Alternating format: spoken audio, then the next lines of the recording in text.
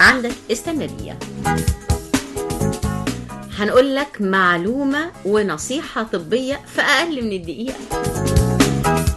بشكل سريع، كلنا عندنا برد وحساسية وكحة، والناس مش عارفة تعمل ايه، وكل الناس بتقول مش بخف، ايه ده مش جايب نتيجة، انا مش بخف.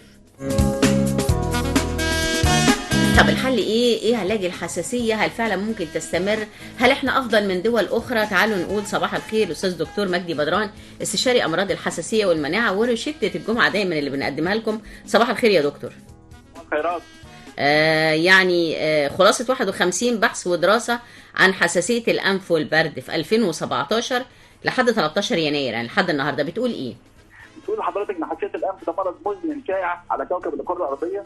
دلوقتي بالنسبه كنا بنقول 20 السنه اللي فاتت 25% من البشر. للاسف بتضر نوعيه الحياه. اما بيكون عندنا الثقافه الغايبه بالوقايه منها. التعب اصبح من الاعراض الكامنه لحساسيه الانف. اهمال العلاج حساسيه الانف بيقلل الدخل لانه ممكن يؤدي الى الغياب ويؤدي الى ان انا اصرف فلوس كتير. 50% من المرضى لديهم مشاكل في العمل. جوده النوم بتتقل مع حساسيه الانف. اعاده برمجه الجهاز المناعي وتحتها 1000 خط اللي احنا بنستخدمه دلوقتي يفيد في التخلص من الحساسيه بشكل عام الخاصه بالانف، وكمان في المستقبل ان انا ما يجينيش حساسيه تنفسيه او ربو. يبقى التغلب ده بيبقى مهم جدا وهتكلم عليه بعد ما اخلص. 50% من المرضى لا يلتزمون بالعلاج.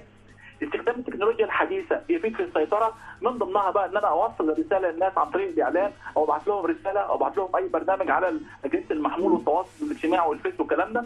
تورم الاغشيه المخاطيه للانف من علامات التحسس وتحسنها من علامات التحسن. حساسيه الوراثيه الجلديه مصاحبه حساسيات اخرى من ضمنها حساسيه الطعام او حساسيه الانف. برضو التهاب الاذن الوسطى مع الارتشاح ممكن يجي مع حساسيه الانف، وبيجي في الاطفال الصغار ممكن النسبه تزيد باول شهر تبقى 45%. بعد التهاب الاذن الوسطى ممكن تستمر 3 شهور في 10% من الحالات. جديد ما كمان حساسيه الانف ممكن ترتبط بالقولون العصبي بعد كده في الاطفال. وبرضه في دراسه منشوره عن الادويه بتستخدم لعلاج حساسيه الانف في امريكا دلوقتي. وجدوا ان مضادات الالتهابات الموضوعيه الحديثه بتصرف بس 29% من الحالات، ده عكس عندنا احنا احسن من كده. مضادات الحساسيه اللي بتسبب النعاس بتصرف في 17%، التي لا تسبب النعاس 22%. مضادات النيوترين الحديثه بنسبه 1.7% فقط تصرف. يعني معنى كده برضه حتى هناك التحسن مش ولا بد. ومرضى كثيرين جدا لا يتمتعون بالعلاج الحديث او الادويه المتاحه اللي ممكن تقلل من المعاناه. تضخم اللحميه الانفيه دي بتعمل لي برضه مشاكل، ومن ضمنها حته الانف واحتقان الانف اكثر شيوعا في مرضى حساسيه الانف اللي عندهم التضخم ده. وكمان حساسيه الفطريات بتبقى اكثر فيهم. جديد ما كمان البكتيريا الصديقه تقي من الحساسيه وترفع المناعه. نلاقيها فين البكتيريا الصديقه؟ يبقى كل حاجه مستنبته. هنرجع تاني ندور على الحسبه المستنبته، الفول النابت، حاجات دي فيها ادويه طبيعيه للوقايه من مشاكل حساسيه الانف. ونرجع تاني برضه ودي حكايه برمجه الجهاز المناعي. اشياء كثيره جدا موجوده في حياتنا ممكن نستخدمها نغير تفاعل الجهاز المناعي مع الاشياء المحيطه بينا اللي بتعمل لنا حساسيه. من ضمنها الالياف. يبقى نكتر من كلمه الياف طالما ما عنديش حساسيه للماده اللي فيها الالياف. يبقى اللي كل حاجه فيها قشر. يبقى قشر الفول، قشر الرده، قشر الفاكهه، قشر الخيار، قشر البطاطس نفسه اللي يقدر ياكله، قشر البتنجان، قشر التفاح. الحاجات دي كلها البرتقاله لما نيجي نقشرها ما نقشرهاش تقشير سميك ونخلي الطبقه البيضاء اللي تحت الطبقه الصفراء من البرتقاله تظهر بصوره مهمه جدا انها بترفع المناعه وتقلل من الحساسيات. مع الاقلال من التوتر ان احنا ما نتوترش ونتفائل احنا احسن من غيرنا. والحساسيه مش مرض يعني مزعج ولا معدي ولا هو بعد الشر سرطان ولا اي حاجه. ده حساسيه انا بتحسس، انا بتلكك، انا الجهاز المناعي بتاعي بيديني انذار انا بتعرض لحاجه. واكيد الجو بشكل عام في العالم متغير وتغير المناخ دلوقتي واضح ان في تلوث في العالم كله، وبنشم اشياء غريبه جدا ما كناش بنشمها زمان. عوادم السيارات والتدخين والاتربه والمعطرات والبرفانات، الحاجات دي كلها بتعمل مشاكل فعلا. اللي بيغسل انفه عده مرات في اليوم ان شاء الله كل ساعه، واللي بيغرغر عده مرات في اليوم، لان ممكن الهواء يبقى فيه ملوثات وانا مش شايفها، والبخار او مثلا الاتربه حتى في المطبخ في غبار كتير جدا والزيوت اللي بتتفاير وهكذا تسقط على الانف.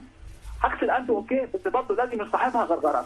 حاجات تكون مع غسل العين ايضا، لان اغلب حالات حساسيه الانف بيبقى فيها احتقان في العين او حساسيه في العين او سيلان في العين.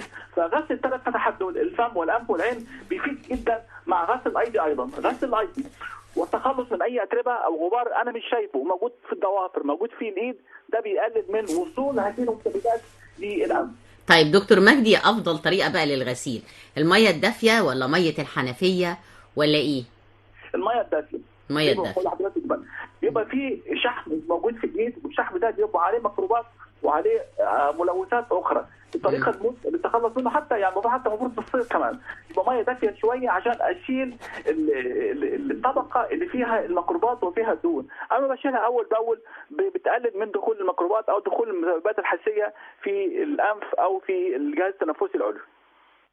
طيب يعني دلوقتي بس في صديق بعد بيسألنا على الفيسبوك بيقول انه لما بيبقى عنده ألم في عينه بيغسلها بالمية وبعد كده يبتدي يحط المرهم، فبيقول هو المفروض المرهم يحطه جوه العين ولا يحطه على الجفن من فوق؟ لا هو عنده حساسيه في الجسم نفسه ولا حساسيه في في العين نفسها؟ العين نفسها. دول بقى بالنهار بيحطوا اطراف، ياخد اطراف خاصه بالحساسيه، ولكن المرهم بيتحط المفروض بالليل في الجفن السفلي. هو بيحط يفتح الجفن السفلي ويدهن طبقه بسيطه منه كده بطول الجفن من الداخل، ده بعد كده هو هيغطي العين كلها. تمام. وينام ان شاء الله. وينام. طيب ان شاء الله. طبعا دي كلها يعني روشتات سريعه جدا الناس تلتزم بيها وما نقلقش يا جماعه. الحساسيه مرض مرتبط بالبرد والشتاء، لكن طبعا